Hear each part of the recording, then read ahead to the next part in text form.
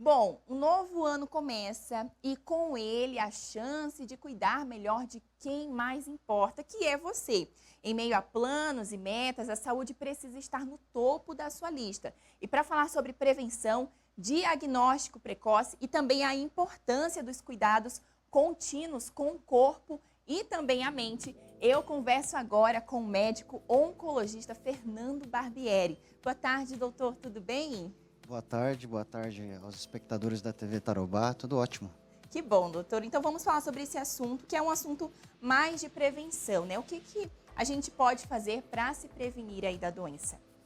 Bom, chega início do ano, né, o hospital fica lotado, então dezembro a gente vê que vai esvaziando, muita festa de família, muita bebedeira, muita comilança, e aí no início do ano a gente tem que se programar para durante esse ano a gente ter alguns cuidados especiais com o corpo, desde exames básicos, colesterol, triglicerídeos, até uma visita ao seu médico de confiança. E até aquelas pessoas que, falando em final de ano, doutor, até aquelas pessoas que seguem uma dieta, que fazem atividade física, têm o hábito ali também de sair um pouco dessa rotina no final do ano e depois retornam de novo, né? Então a gente que, até as pessoas que já têm essa prática e as que não têm, que vão começar agora o início do ano, podem começar a ter esses cuidados básicos. O que seria de básico ali, doutor, para uma pessoa começar aos poucos cuidar da saúde? Bom, o primeiro passo é o controle do peso, né? O segundo passo, e atrelado a isso, é uma alimentação regrada, exercícios físicos, né? No mínimo aí 150 minutos na semana, que dá equivalente a 30 a 60 minutos no dia. E também a questão psicológica, né? A vida é muito dura, a gente é bombardeado de mensagens ruins o dia inteiro. Então, o tempo que você estiver livre, tem que estar com a cabeça saudável o máximo possível. Maravilha. E falando sobre a sua especialidade, né, oncologia, como que está hoje em dia essa questão aqui na nossa região? Tem aumentado muito a demanda? As pessoas estão se cuidando mais? Em questão de busca assistencial, a gente vive num oásis, né? É praticamente assim, uns Estados Unidos aqui a nossa região. Então, o fácil acesso a exames de rastreamento, fácil acesso a exames de imagem, a exames de altíssima geração e a atendimento oncológico. Então, isso não é desculpa para a gente não procurar o médico, né? Em números gerais, como a população está envelhecendo, os hábitos de vida pioraram, o câncer está aumentando. Ele é a segunda causa de morte aqui em todo o mundo e com tendências a crescer. E agora, falando nesse verão, a gente tem aí, ainda sobre a sua área de especialidade, né, oncologia, o câncer de pele. Então, as pessoas têm que ter um pouquinho mais de cuidado, principalmente nessa época do ano. Tem que ter cuidado porque são épocas em que o sol incide ainda mais e com mais potência. Nós não podemos ser aquela pessoa radical de não tomar sol. Sol traz vitamina D, ele é essencial para a regulação de alguns hormônios, né? Mas tudo na hora adequada. Então, no início da manhã ou fim da tarde, e evitar a área de maior exposição, que é o meio-dia. Uhum. E falando sobre os tipos, doutor, qual que é o mais comum hoje em dia? A, a gente separa em homem e mulher, o tipo mais comum é o câncer de pele, que a gente tira ele das estatísticas, porque ele é pouco letal. Então entra que no homem o mais comum é o câncer de próstata e na mulher é o câncer de mama. Como que devem ser feitos a atenção a isso, né? O homem deve fazer o PSA e consultar com o seu urologista, que o rastreamento tem mudado um pouco, então a gente tem usado muito mais a ressonância, e a mulher tem que fazer a mamografia a partir dos 40 e exame físico anuais.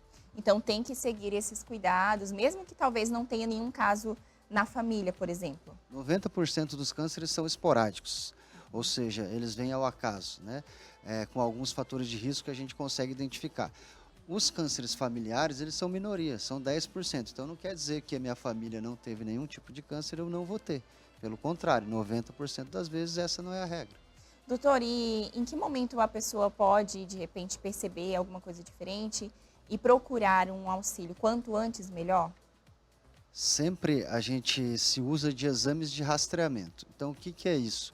É você pegar a doença no início ou até o mecanismo que está se transformando de saúde para doença antes de acontecer a doença. Por isso são feitos os exames de rastreamento, como eu falei da mamografia, tem o câncer de colo do útero que a gente faz o Papai Nicolau, vacinar as crianças dos 9 aos 14 anos. o câncer coloretal fazer exames de fezes a partir dos 45 ou uma colonoscopia, e aqueles pacientes que fumam fazer a tomografia a partir dos 50 anos. Para que isso serve? Para a gente diagnosticar mais precoce. Diagnosticar mais precoce significa mais vida. Quem tem um câncer no início, em média, a gente consegue curar mais de 90%, dependendo dos tipos. Aquele paciente que a gente identifica o câncer já com um paciente que, por exemplo, vem com sintomas muito alarmantes, um sangramento, uma febre que não passa, às vezes esses cânceres estão disseminados e a taxa de cura cai lá para 10% a 15%. Ou seja, quanto mais tarde, as chances diminuem. Seria É isso? sempre assim, mais tarde as chances diminuem, maiores morbidades, tratamentos mais que deixam mais sequelas, tratamentos mais prolongados, mais doses de remédios, tudo mais difícil quando a gente tem um adversário muito maior pela frente. Doutor, e ainda, pegando o gancho disso que você falou, desse assunto, muitas pessoas têm o hábito, ou talvez o mau hábito, né, o doutor vai dizer aqui, de se automedicar, de achar que é normal, de ir se acostumando com um incômodo ou outro e não vai no médico. Só vai quando, assim, está sem condições, talvez, de fazer alguma coisa que fazia ali normalmente, como acordar, já levantar e ir trabalhar, ou fazer alguma coisa da rotina que era normal. Então, isso acaba prejudicando ainda mais o trabalho ali também dos médicos em questão do tratamento, no sentido de conseguir achar uma forma, um método, um tratamento que ajude aquela pessoa, né, doutor? Vários fatores atrelados a isso, né? A gente é de uma descendência de trabalhadores rurais, né? Provavelmente pais e avós, seus e meus, têm alguma atividade realizada nesse sentido. E eles, consequentemente, são pessoas muito fortes e resistentes à dor. Então, eles demoram muito mais para procurar atendimento. A automedicação é meio que um problema geral, né? A gente acha que sabe de tudo um pouco, né, e vai se medicando. E isso atrasa também o diagnóstico, né? Então, um sangramento de qualquer local, uma febre que não passa, perda de peso inexplicada, isso são sinais de alarme que devem levar você correndo ao médico. Que já é o suficiente para ir até um profissional, né? E falando um pouco sobre sedentarismo, esse é um fator que influencia ou que pode talvez levar a pessoa a ter um câncer? Sim.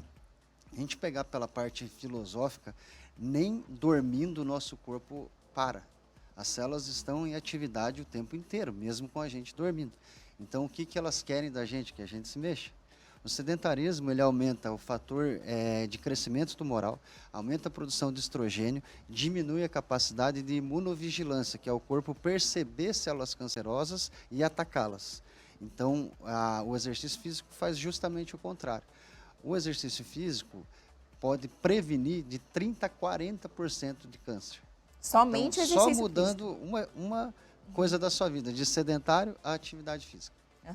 Isso desde caminhar, por exemplo, já conta? Já conta. 30 minutos por dia, qualquer exercício é válido, mas quanto maior a intensidade, maior a prevenção. Quanto maior o número de minutos, maior a prevenção.